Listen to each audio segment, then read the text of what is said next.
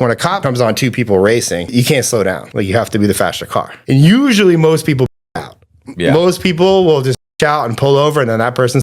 I never out. That's when I would just hit the nitrous and as long as that person behind me didn't go with me, I was fine. Multiple times I would take off and I would drop my car. I left my car at multiple Walmarts. I would just drive to Walmart, park my car and leave it for a day or two and come back and get it the next day. The cops would never get you. There's other situations where we would, like, residential areas, like they have everybody blocked in. Like, I would just back my little Civic in because it was a small car. And I would keep a black tarp and I would just put the black tarp over it and I'd wrap it around so it looks like it was just a car sitting under a tarp. And I would just walk away and then just go stand with my friends. It really was like the movies in that instant. It was like big crowds of people. So it's like if your car's like all the way back, and most of the best spots were in like industrial complexes. So they were just buried. Like, you just backed your car next to another work truck and put a tarp over it and nobody knew the wiser. Where are we going? There was like multiple spots and you would kind of do like a circuit throughout like a Saturday night. And it would start at like 10 p.m. It would end at like 3 or 4 a.m. And you would just go from spot to spot. But the fun is, it was like going from spot to spot because you have like hundreds of cars all trying to get to the next spot. All the speeding happened. And people would go in like 160. Like, you'd have like Lamborghinis racing Civics. You'd have like people blocking you so people could race. You'd have cops coming up and like they couldn't get through.